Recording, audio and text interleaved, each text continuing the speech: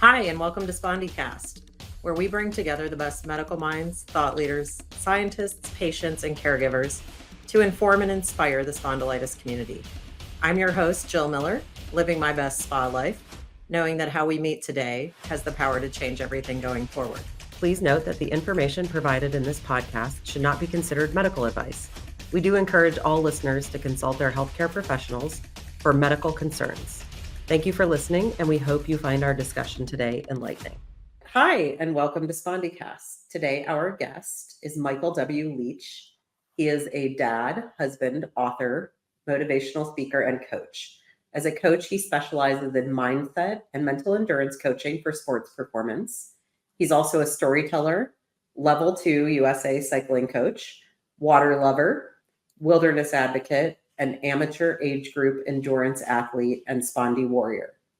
Michael hosts the Bounce Forward podcast, which features conversations with endurance athletes and performers exploring how we bounce forward from injury, loss, and setbacks while diving deep into the psychology of the comeback. Michael has authored 3 books. His first book, Grizzlies on My Mind, explores his nearly decade-long journey as a ranger in Yellowstone National Park and fly fishing guide. Grizzlies on My Mind topped a bestseller list and received regional acclaim. Be Audacious, Inspiring Your Legacy and Living a Life That Matters is a motivational book focusing on mental endurance, fortitude, and resilience. This was a Forward Indie Fab Book of the Year finalist. Michael is passionate about his 4-generation Western roots. He earned a BS in Environmental Studies from the University of Montana. Through his coaching, writing, speaking, and Be Audacious blog, Michael's mission is to help others become their strongest and truest selves. He lives with his wife, Amanda, daughter, Kamaya, and dog, Elvis, in Bozeman, Montana. Michael, welcome to the podcast. I'm so excited for this episode. I'm all smiles, Jill, and I gotta give you some love first of all, because I don't know that anybody has pronounced my daughter's name like that correctly out of the gate, out of the jump. So that was beautiful. Thank you. I like it. I didn't even get I didn't even ask in the green room. I remember reading this the other night, but there may have been wine involved. So yeah, I'm really excited to be here. You know, I'm excited as a podcaster. I find listening to your episodes, you're thoughtful, you're articulate, you're such a gracious host. So I know I'm going to learn a lot here. And I just looking at your guest list, you have so many highly accomplished and distinguished people on your show. And so I definitely join you with humility today. And I hope we can add some value and make people think and perhaps pepper in some inspiration along the way for your listeners. This is what I hope. And you're kind, but I don't actually do any of the work. It's all the Spondylitis Association. I just get to show up and do the fun part. Yeah. So they deserve all the credit for the guest lists. But today we are going to talk about daily routines and rituals for mental endurance in managing this lovely disease, spondyloarthritis. Yeah. So I'm fascinated by all of your work. I've been hunting around, looking at your blogs and your website. Talk to me a little bit about, if we can start here, like your personal experience with spondyloarthritis before we get into all the amazing things you're doing. Okay. Yeah, so I'll try and keep the personal story short, but I was 19 years old when I was diagnosed with ankylosing spondylitis. I was a pretty high level high school basketball player in the Seattle area, and we've got 4 generations of Wyoming history, a lot of University of Wyoming athletic background in our family. I was born in Coeur d'Alene, Idaho, but I spent my formative years in the suburbs of Seattle. And Seattle, at the time in the 90s, it still is very much, but it was one of the hotbeds for high school basketball in the country. Basketball was very much my identity, my passion. It's what I was pursuing, and I had some unfortunate injuries my junior and senior year. I ended up at a junior college. A lot of frustrations with that. And I was in a car accident, and the accident is what my rheumatologist believed triggered the spondylitis. I did not know anything about our family's history with AS, with ankylosing spondylitis.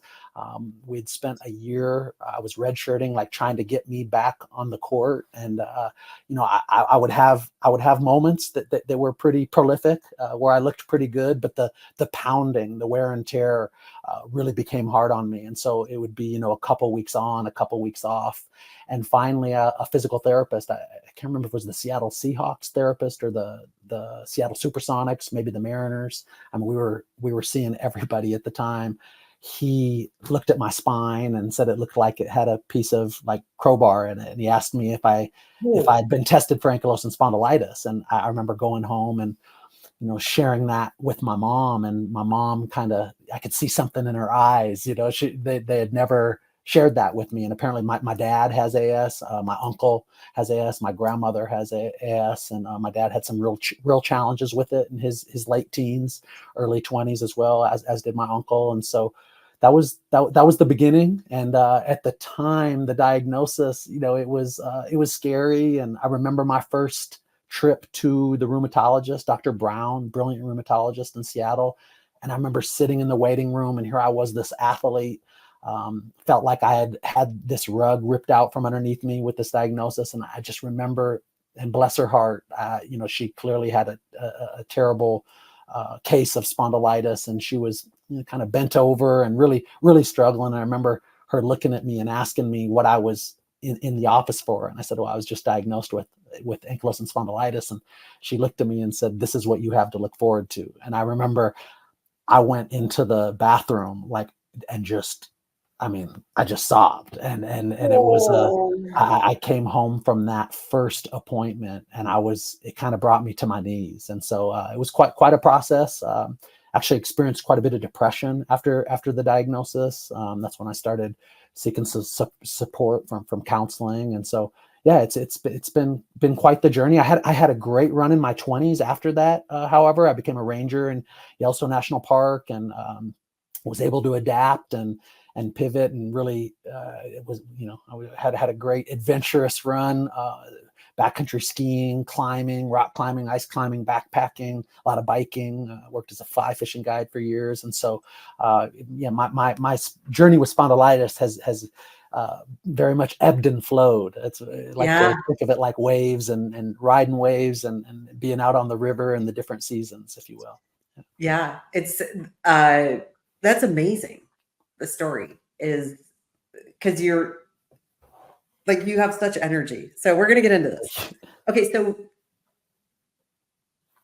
I want to do like 10 episodes with you, but hey, I'm all about the two-parter.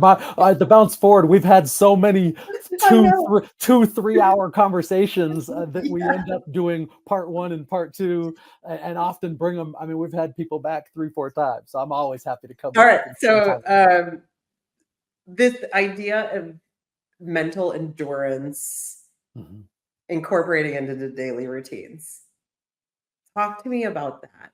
Why is I don't even know how to coach people, but you do, on mental fortitude that it takes to stay disciplined when you have a chronic illness, and it is like riding a roller coaster most days. Yeah, I love your analogy that I love to describe it as riding waves. So if you look at my blog, if you look at the podcast, if you look at some of the chapters in the book, there's titles such as "The Waves We Ride," or I love that wave riding analogy, that metaphor. And I think first and foremost, when I have the opportunity to work with somebody who's navigating a chronic illness, or perhaps trying to bounce forward from injury. Today, I had a long conversation. I work as the mental endurance and mindset coach for our local high school football team. One of our studs is coming off of an injury and has been cleared to play, but there's a lot of mental challenges after tearing your ACL and coming back. So I was, kind of coaching up the coaching staff on how to navigate that with the young man. And so a lot of my work is helping athletes bounce forward from injury, from illness, from setback, perhaps depression that accompanies that. And I think we start by just trying to embrace a really strong mindset, a growth mindset. And I think it's really, I think it's initially helping athletes, helping anybody who's dealing with a chronic illness to get into what we would call challenge state versus stress state. I think it's really easy to have negative thoughts and to let those thoughts metastasize and snowball and spiral, especially if we're initially being diagnosed with something, or perhaps you've had the diagnosis, but you're just experiencing your first flare. I think we've all experienced the spondy flare, if you will. So can I double click on challenge Well, jump in anytime. Yeah. Can I double click on challenge state versus stress state? Yeah. This is intriguing. Okay. Oh yeah. So stress state, especially for performers, for athletes. I work with a lot of athletes, and I just drew this for my daughter today. There's a performance curve, kind of a curve a pressure curve, if you will. One of the great endurance athletes, I think, in North America right now is a mountain biker, an off-road endurance rider by the name of Haley Hunter Smith. She's a Canadian. We've had her on the Bounce Forward podcast, and she will say that when pressure is managed optimally, it can be a superpower.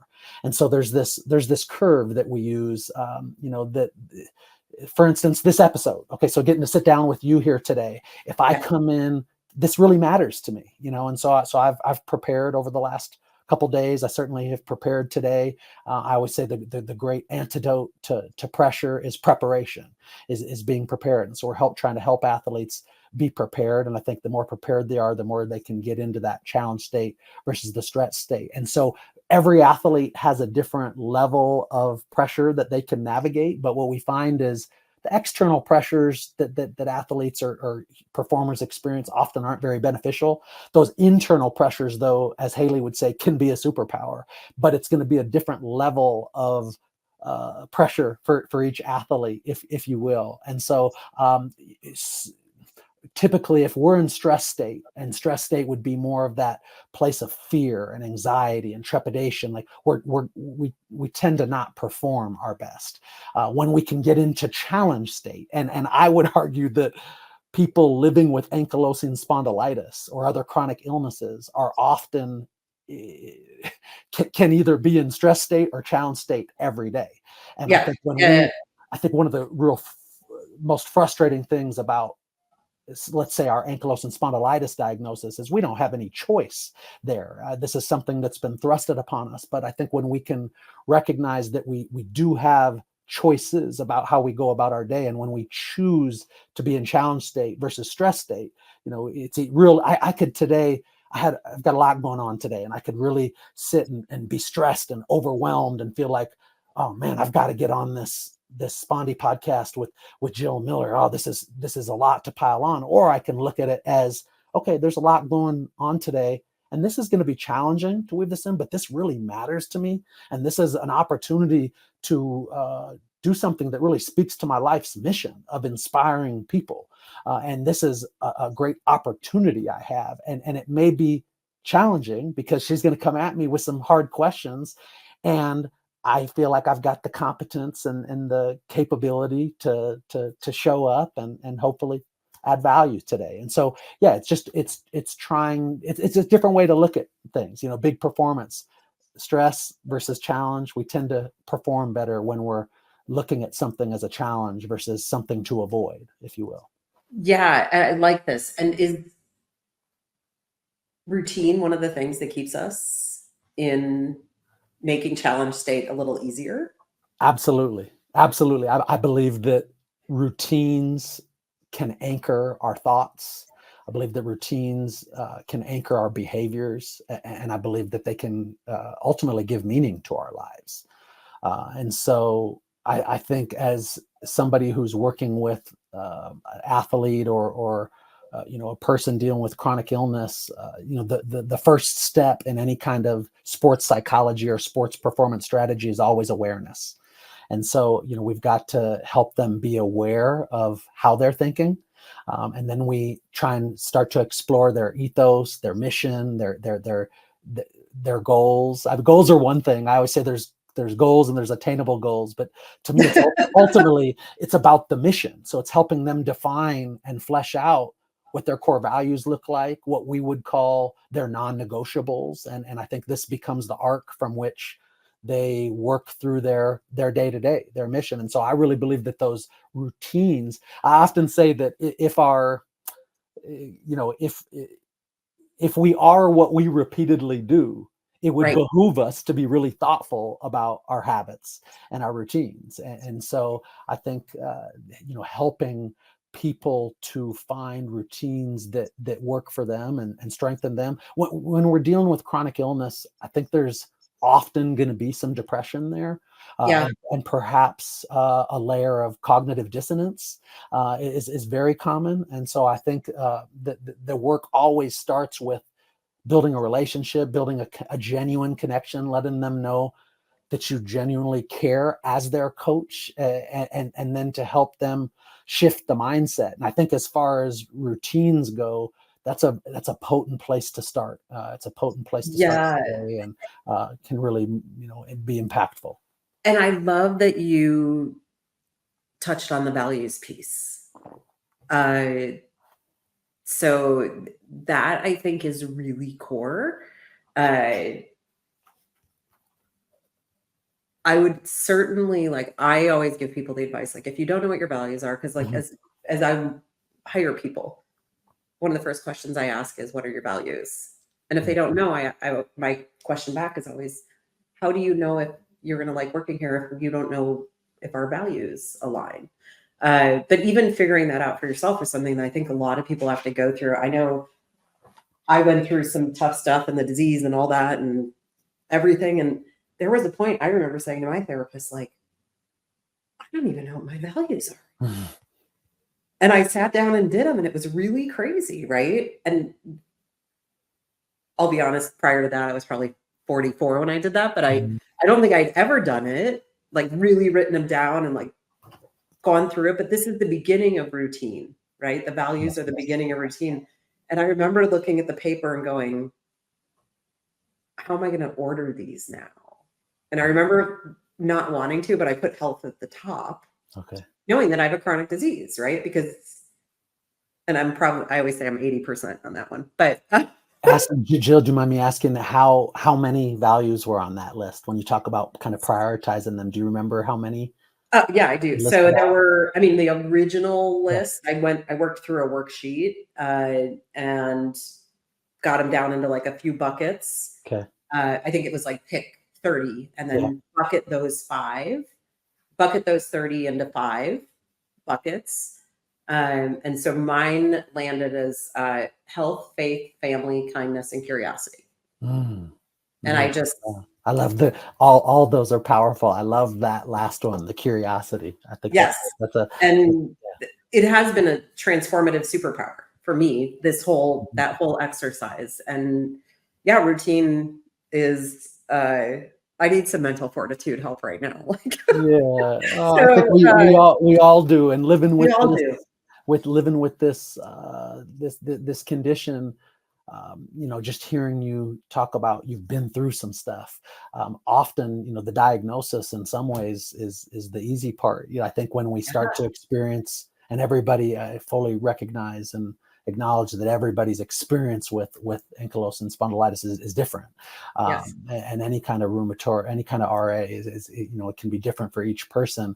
But I think we all know about that dreaded flare, and those flares can look different for everybody, and what triggers them can certainly, there can be some commonalities, but there also, it could be a flare that lasts days. I've experienced flares that have lasted years, and so I think for me, as far as routines go, what I always encourage, what I try to embrace myself, I try to take my medicine, as far as what we coach and what we teach, and as far as routines go, I think it really starts with setting your intention for the day. How do you want to show up? How do you want to be in the world? Not what you want to do for the day, not your checklist, but how do you want to be in the world? Hence the be audacious coaching, and I think it starts with a choice. And I like starting with a choice because, again, so much of our life is out of our control. Some of our circumstances are what they are. And when it comes to AS, I don't think any of us would choose that. And yet when we recognize we get to choose how we show up for our loved ones, how you show up for Jill Miller today, and how we interpret our spondylitis. I like to say our personal story is all we truly have. So make it count and tell it well. And my mama, who's a beautiful woman who's written over 10 books, best-selling books. We just lost her in October. One of my dearest friends, such a big loss. I remember during one of my darkest episodes with a spondylitis flare, I was on an off-label medication, which is often the case for people with spondylitis. They throw a lot at us. I wasn't tolerating the medications well, the biologics, the anti-inflammatories. This was early on. My doctor said I've never been a drinker. I've never, done any kind of drugs. My doctor always said that my blood was like spring water, and I just didn't tolerate the medications. And so they tried me on an off-label drug, and it was a antidepressant. And I had some reactions to it about a year into it. And so I went to get off of it and was experiencing this severe SSRI withdrawal. It was a pretty rugged experience at the time. And I remember my mom saying to me, it was a dark day. It was a dark period. It was dark months. And my mom said, "Mike, you're really struggling right now." She goes, "But people who haven't struggled bore me." And that has always stuck with me. People who haven't struggled bore me. One thing about those of us living with AS is, we're not boring. So we might as well get good at storytelling. You know what? You're right. I mean, I love it. People, what was it? People who haven't struggled bore me. I love this. Yeah. This should be like a. My mom's brilliant. I mean, my mom got into Stanford, Washington State Veterinary School. She went to Gonzaga Law. She, like I said, she has written she's an amazing novelist. Yeah. So when my mom speaks wisdom, it often, strikes to the core and sticks. I love that. And I am sorry to hear that you lost her. Thank you. That is not easy. Big loss. And she was my greatest. I mean, my wife has become this, but my mom was my greatest champion when it came to AS. I mean, she just left no stone unturned. Unturned. She would just research and get me to the right doctors, and it just was my greatest advocate. And we all need that. Yeah, we do. And then we get the torch passed to us. Yes. Yeah. Yeah. Yes. Okay. I don't want to get sad here. These things affect me. You can get sad. Okay. So for you, do you have, what are your values? I showed you mine. Oh man. So we have, this would be a deep dive. We have so I would have my 10 core principles, if you will. We have our 11 values as a family, our 11 core values as a family. Some of them, it all starts with love. It always starts with love. You'll see my sign off is with nothing but love. Every book, every blog, everything I've ever posted, WNBL, with nothing but love. And so as a family, my highest calling is being a dad, being a husband. I think providing my daughter with love, goodness, and stability, helping guide and coach her up through this often challenging world. That's my highest calling, my mission. And so as a family, love is first and foremost. I think within our family, we really preach communication. We call it consummate communication. We try and really, really communicate, give each other grace, give each other the benefit of the doubt. apologize early and often, not hold on to things, be sincere in our apologies. And so, for a couple of our core values: love, family, nature, compassion, kindness, character, integrity. I love the 8 C's, in IFS. So I'll use some cognitive behavioral techniques in my coaching. I'm a big proponent of IFS. My counselor, I start every episode of my podcast asking a question that comes from my counselor, Dr. John Wimberly. And this is a great one. Dr. John Wimberly would say, one of my favorite Wimberlyisms is, acceptance is allowing reality to be as it is without requiring it to be different. And I use a lot of IFS. He introduced me to IFS, internal family systems, and Dick Schwartz, developed IFS. The movie, oh gosh, what? Now I'm going to draw a blank. What's the movie that's out right now? Inside Out. That movie was essentially developed based off of IFS. Like that's what inspired the original movie, was IFS. Really? And it's this idea that we have all these parts, these different parts, but they have the 8 C's in IFS, and these would be things like, clarity, courage, compassion, curiosity, community.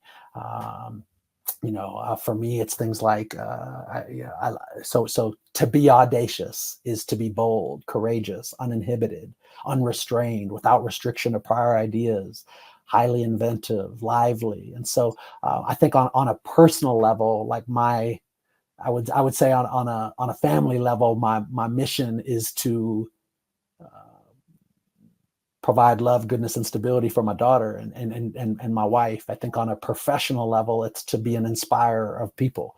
It's to inspire people. It's to buoy people up. It's to elevate people's game and to coach people up. And then on a personal level, I think it's really simple. I think it's similar to what most of our life missions would be, and that's just to try and be the best version of myself each and every day. You see it on the website. My pitch as a coach is helping you become your truest and strongest self. And I think if every day we're that to me is the core value of all core value, is trying to be the best version of ourselves, trying to be our truest and strongest self each day. And I think we ultimately do that by just showing up and giving what we've got. Yeah. Okay, so we've totally blown the topic today, but I want to explore something else. So we'll have to do another episode on routines. Okay. Oh no, I'm not. So my and another piece about the routines that I think is really important is the title of my TED Talk is not just the power of routines and rituals, it's the healing power of rituals and routines. And so I do think for folks living with conditions like AS, I think they're even more important than just say your average Joe or performer who's just looking to elevate their game. Yeah. Okay, so we're gonna pick a fork in the road. We're either gonna talk more fun stuff, and I know, or we're gonna go down the routines route. We'll go wherever you want to go. Okay, but because I love this idea you're talking about. I want to go into routines for a minute, but I love this idea you're talking about of being love. Yes. Right. This is a concept that has kept me going for many years now. I recently revisited it. It became a part of me. I was at an ashram up in Northern California years ago, and there was a talk on this idea of being love, not being in love, not being loved, just being love. But I see that in you, right? This is what you're describing. And there's healing in that. Yes. Right. And I fight, we all have bad days, so I'm not always great, but I actually, I'm with you. I just made a note. I'm working on a book. But maybe I need a coach there.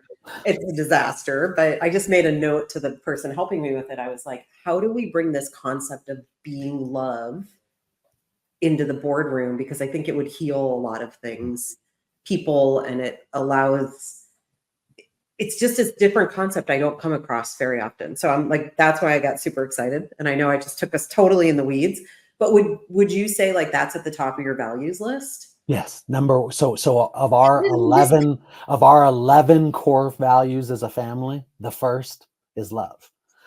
First is love. And so as a family, I always say, again, we have the giving each other grace, giving each other the benefit of the doubt when we're having a hard day. It's communicating, it's apologizing, being sincere in that. But first and foremost, like we call our house the love palace. Like first and foremost, we love big on each other. And so my daughter will sign off WNBL to me, like with nothing but love. And so, yeah, I really believe that's I think what has allowed me to be most impactful as a coach, especially working with young people, when you're working with teenagers and high level athletes, that young athletes, like they gotta, we have my podcast has some explicit language, so I have to watch myself here at times. They can read right through your stuff, and I think they really know when something is authentic and true. And I'm always blown away by what you just shared, as far as your observation, how quickly the kids sense that, feel that, see that. Like that, if I have a skill as a coach, I think it's being able to connect and build meaningful relationships, and doing so pretty quickly, and that then allowing for the vulnerability that's necessary to have progress in this kind of work. Yes, right. I think there is a lot of fear around being vulnerable. Yes. Whether it's someone suffering from spondylitis or the vulnerability that goes with people growing is a painful thing. Like just growing as a human being is painful. It's painful at times for all of us, right? Life is hard. And like you said, we get to choose it. We get to choose the hard some days. Okay, I'm feeling super guilty that we're not talking about routines. One of my favorite phrases in our family that my daughter could have told you when she was 7 years old is, "We win or we grow. We win or we learn." Meaning, every day is not going to be a win, but we can perceive what others perceive to be a loss. In our house, we try to perceive as an opportunity to grow and learn. And as an endurance coach, when you're talking about cycling coaching, those painful days, those hard days are the days that, with the proper recovery, allow us to get stronger. And I think the same can be said for what you just described. Ultimately, to me, each day is an opportunity to show up and try and be a little better at being the best version of ourselves. And because life is hard, I think it's ultimately about trying to handle hard better. And that's not going to look good every day. But if we can reflect and say, okay, you know what, that one wasn't a win today, but how can we learn and grow from it? Again, I think there's power in choice. When we see this as, man, I get to be with Jill today on the SpondyCast. I have this opportunity today. Like I get this opportunity. I think it just shifts our mindset. And I think mindset, Carol Dweck, the great Stanford psychologist, has a great book called Mindset, where she discusses the difference between growth mindset and fixed mindset. And that has been, that was my parenting Bible and coaching Bible, like over a decade ago, whenever that book came out, long before I think her work was became more mainstream. And so mindset is powerful. Mindset is I think it all starts there. Yeah, there's I would call it like the original podcast this is probably from the 80s, but it's like an audio of someone talking, and it's called the language of winners and losers. Yeah. Or it's something, but I have to get up and go to the gym, or I get to get up and go to the gym, which is what I was struggling with this morning at 6:05. For sure. Yeah. It's not, hey, all the stuff, I will say all the time, just as my counselor will say to me, to my athletes, easy to say, hard to do. Like, a lot of these things are easy to conceptualize. It doesn't make them, I love, Dr. Jerry Lynch, who's a sports psychologist, has written some great books. And he has this great, he will tell you, like, you do not become a champion. Like I also coach high school basketball, work with the football team. We just won a state championship, AA state championship. What I tell these kids is, you did not just become a champion. As Dr. Lynch would say, you choose to become, you don't become a champion, you choose to be a champion. And how you choose to be a champion is by how you show up each and every day. And when you can string those days together, day after day, week after week, month after month, season after season, you become a champion. So that's where you win. LeBron James did not become a champion the first time he won a championship in Miami, as the general public would say.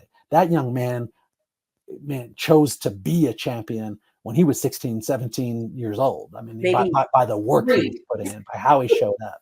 Yeah, maybe when he was 13, 12. Yeah. I mean, yeah. Yeah, no, that's really an interesting perspective on it. Okay, so all of this is good. I knew we'd come back to it. This is all landing on routine. Okay. Yeah. In many ways, right? Yeah. So talk to me about the healing power of routines. Oh, I think they can be so potent. I mean, let me share. So as far as like the healing power of routines,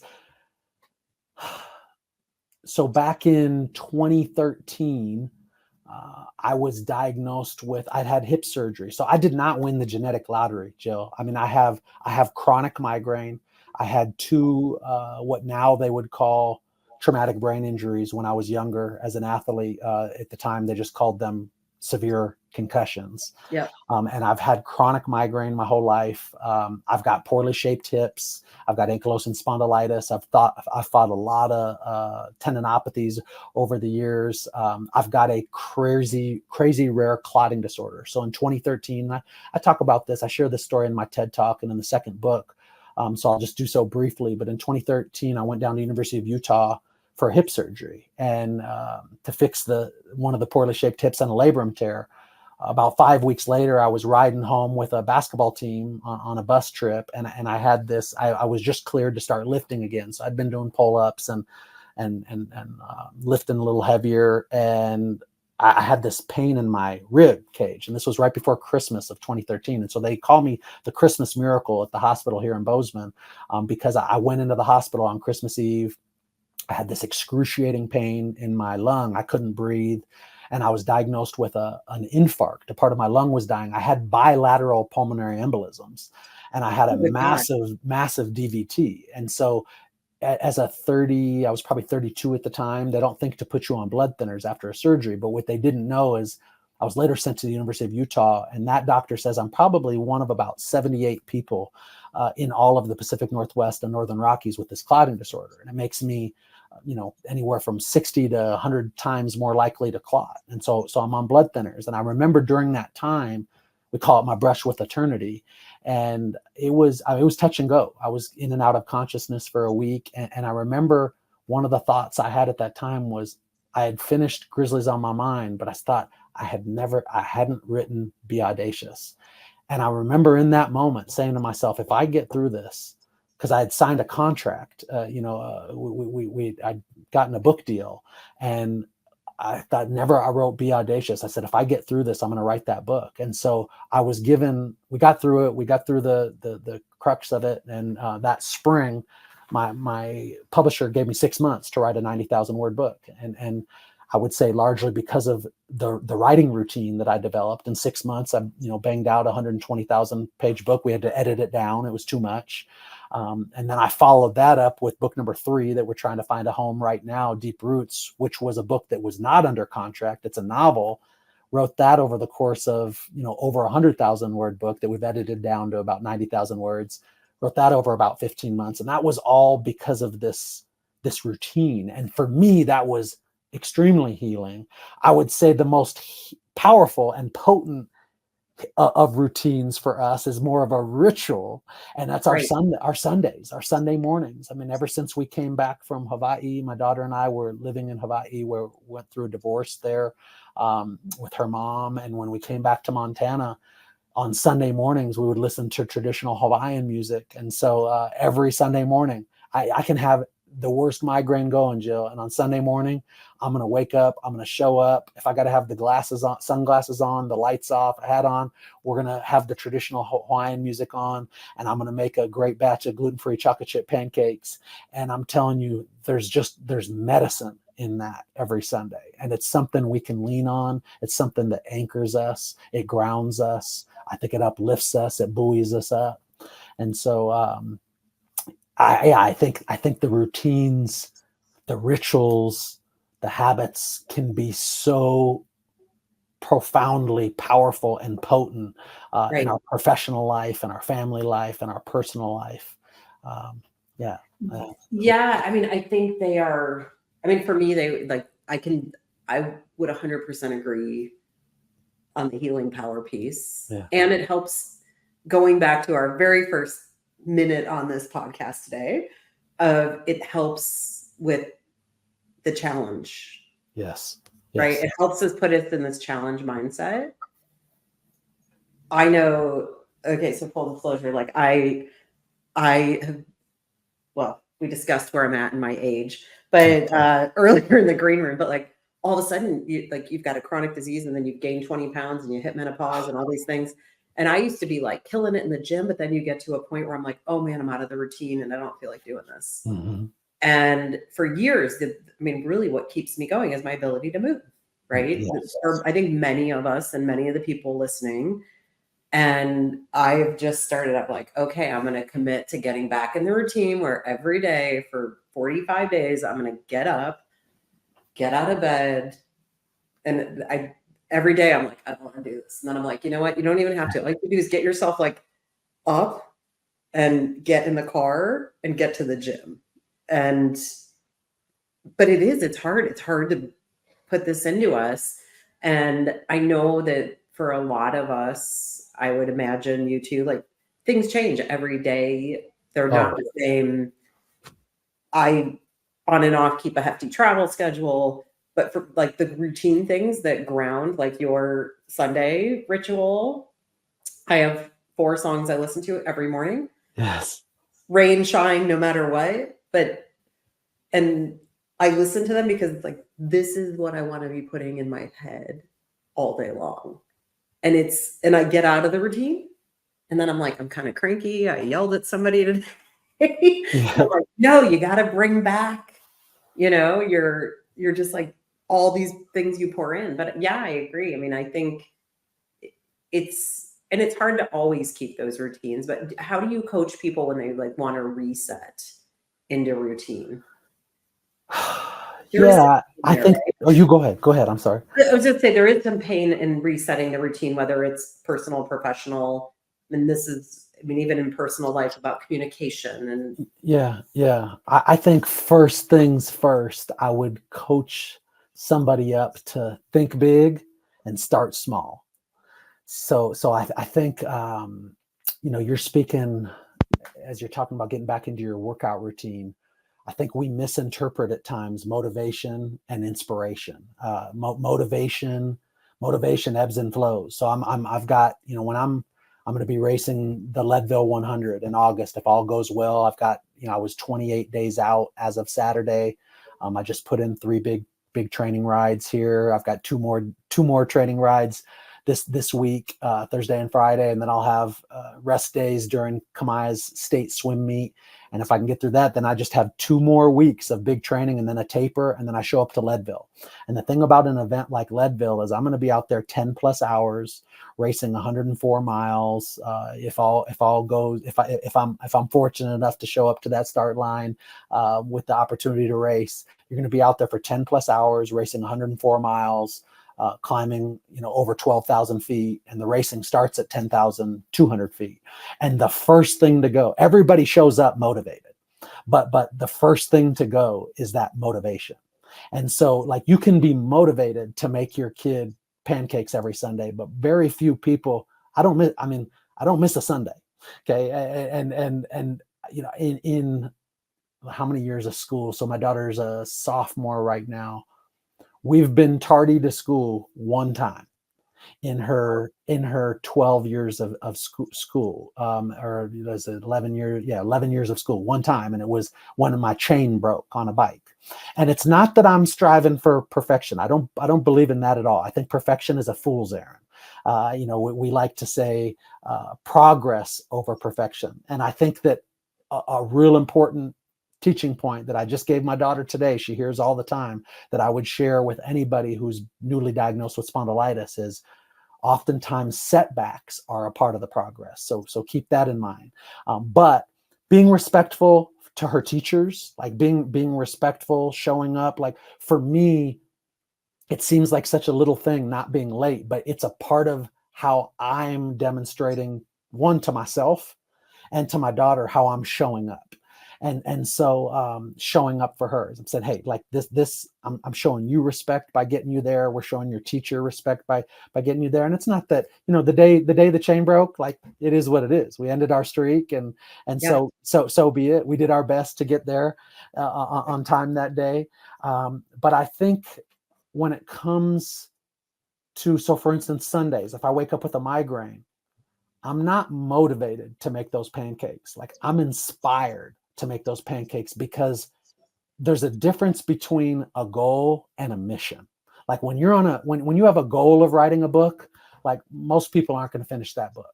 Okay. When you're on a mission to write a book, like I'll bet on the person who's on a mission any day of the week. If somebody comes to me and says, I want you to coach me up to get through the Leadville 100, the highest, hardest, baddest mountain bike race in North America, and they tell me I have a goal, and the first thing they tell me is of a time. I want to go sub 9. I want to get the big belt buckle.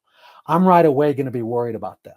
If they tell me like, look, here's why I want to do Leadville, and they have like some meaning behind it, like they're inspired, there's a mission behind it. So I think the more we can, like one of your core values is health.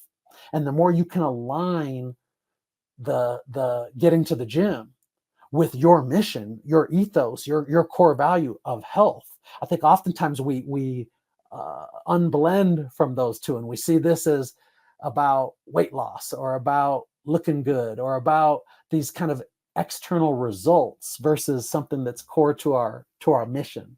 Yeah, core to our, as you would say, our ethos. And here's another thing I would say about routines that I think are really important is I think we have to be flexible in our routines. And my routines are seasonal. Like they change from season to season. When it's summertime in Montana, I'm out on that mountain bike as quick as I can be each and every day. But that's also going to depend on my daughter's swim schedule. My first priority isn't my fitness or my exercise, it's my daughter, and it's getting her to the pool. And then I go from there, and so I think being flexible, you said it beautifully. No 2 mornings are the same, and so I think we have to be flexible in our routines as well. And I'm a big proponent in fostering and developing routines that fit for us. For me, with chronic migraine, the rhythm of my morning, I often have no control over, because I often get my migraine in the middle of the night. And so I wake up with it, and that's I'm going to have to shift things there. So I think being adaptable we place such an emphasis on the routines. And that was I really tried to emphasize in the TED Talk, let's also be flexible. We don't want to be too regimented in our routines. Yeah, no, I think you're right. And I think it's also, and by the way, health was not one of my values, like until after a diagnosis. Yeah.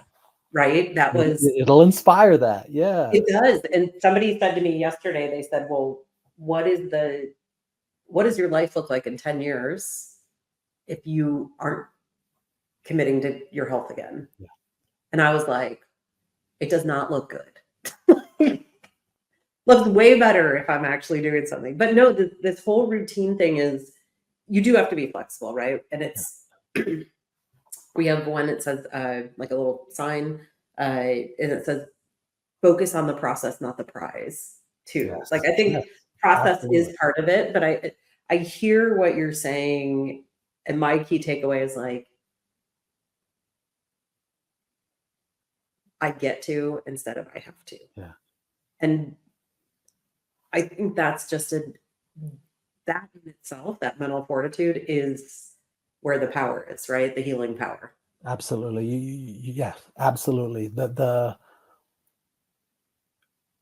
fitness or the weight loss or the getting the gym, I think the more we are attached to the results, like as a mental endurance coach, I'm trying to help athletes to loosen the grip on the results, if you will, to help them to loosen the grip on how much they allow their sport to be their identity. And I think the more we can, what we find is the athletes that are more process driven than they are results driven, not only tend to have better results, but they tend to be happier, healthier. They tend to have more longevity. And I love what you touch upon as far as the movement, because for me, I truly believe that there's been no, and everybody's different. And I realize my spondylitis is completely different than, any of our listeners. It might look Right. different, but I do think we can find inspiration in other people's story. And I don't believe there's been any single element that has been more important to my daily routine as far as how much it impacts my physical and my mental health than exercise, than movement. I think I've always said that exercise is the most powerful and potent antidepressant I know. And I say I'm the guru of go. And when I can't go, I get low. Like the bouts of depression that I've experienced in my life have all occurred since my spondylitis diagnosis, when there's been a flare or an injury. And there was a Yeah. period where I spent 18 of 24 months in a walking boot cast or on crutches. And I still got into the pool every day. I trained, I put a pull buoy between my leg, I crutched to the edge of the pool, took off the boot cast, continued to move. But I think movement, exercise, strength training, swimming, like finding whatever resonates with you that's low impact. Perhaps, I mean, there's a lot of people out there. I've seen you've interviewed people who are doing ultra marathons, who are still running. Like, I mean, There's yeah, a couple of them doing them right now. yeah. As we're taping. So I think finding what works for you. But when I had the opportunity to write my story for the Spondylitis Association of America's blog, their website, and I think I gave 4 points, and the first one I said was keep moving. I mean, I remember my rheumatologist told me when I was 19, the best lotion for those joints is motion. And when I see rheumatologists now, because I'm not on any biologics right now, I'm not on any medications for my spondylitis, and they look at me and they say, man, you have literally treated your AS with movement, with exercise, with fitness. And again, I know other people's abilities or it might look a little different, but I will tell you this, I'm fully convinced. I spent so much time after my diagnosis and then when I had some bad flares in my 30s with these self-limiting beliefs that were often thrusted upon me by medical practitioners, whether it be doctors doing their best with what they had, physical therapists who just were confused by how to help somebody navigating AS. And so then their opinions were put on me, and I embraced that and had these self-limiting beliefs. And what I've really come to appreciate about my AS is that I am so much more capable than I ever thought. And I think there's probably not anybody out there living with spondylitis who could not grow their bucket of self-efficacy and who could not, with the proper support and coaching, be doing more. Regardless of what that more looks like. I think, when we get diagnosed with a condition like AS, it can rock us, and it can rock our sense of identity and our sense of self, and it can shrink our bucket of self-efficacy. And I think that most of us, if with the right mindset and coaching, can make that bucket swell into a well of self-efficacy as far as what we're capable of achieving. Yeah. I'm rarely speechless, but I am right now. That was beautiful. But I think it's that like bucket of self-efficacy. I love that. Okay. So we're nearing an hour. So I'm gonna pause, but Okay. I definitely, you have to come back. I would love and to. visit. Anytime. Yeah, we definitely have to do this again. This has been amazing. Any final thoughts before we wrap? Any final thoughts? People often ask me, like, why mental endurance? Most of the people in this work call it mental performance coaching. One of my dreams is that one day I'm going to be so full as a coach working with spondy athletes. I do think I would encourage Sean or somebody to go look up. I have a feeling I coined the phrase spondy warrior years ago. If we looked up some hashtags and went all the way back, I've been using it a long time. And one of my dreams would be, through Be Audacious Coaching, it'd be to have to hire other spondy athletes, spondy warriors, to continue coaching up people out there living with spondylitis, because for me, I think just this condition we have necessitates endurance. It necessitates endurance. I love the book. There was a great book written about Ernest Shackleton, and he was an explorer who voyaged to Antarctica in 1914. And he said, through endurance, we conquer. And stamina is about maximizing our output, in a simple way to put it. And endurance is about maximizing the time we spend performing an activity. And I like to think of life as a sport, as a metaphor for life. And this activity, this life that we're living, we want to endure. And so I think ultimately mental endurance is about fortitude. It's about resilience. It's about perseverance. It's about helping people develop a mindset that fosters and supports our ability to endure hard things, to celebrate the good days, with gratitude, and to get through the hard days with grace. And I think, my parting words to folks with AS would be to dig deep, to lean in, to stay true, and to just keep showing up. I heard I love the podcast Hidden Brain, and I heard this great episode while I was riding yesterday. I think it was titled something to the degree of changing our mental maps. And there was a Jesuit priest who said 99% of life is simply showing up. And I love the Charles Swindoll quote that says something to the degree of, life is 10% what happens to me and 90% how I react to it. So our 10% might be our AS diagnosis. But I think it's important for us to just recognize that, our thoughts are powerful, but our thoughts are just thoughts. We have all these thoughts, we have all these feelings, and I think that we get to decide whether we assign meaning to. SpondyCast was made possible by donations from the Spondylitis Association of America's individual members and our show's corporate sponsor, AbbVie. Since our founding in 1983, the Spondylitis Association of America has been the face, voice, and leading nationwide nonprofit, educating, empowering, and advocating for people living with spondyloarthritis. Through our extensive work with patients, the medical community, and partners, we provide information and resources to help people impacted by the disease live better lives and champion research to find a cure.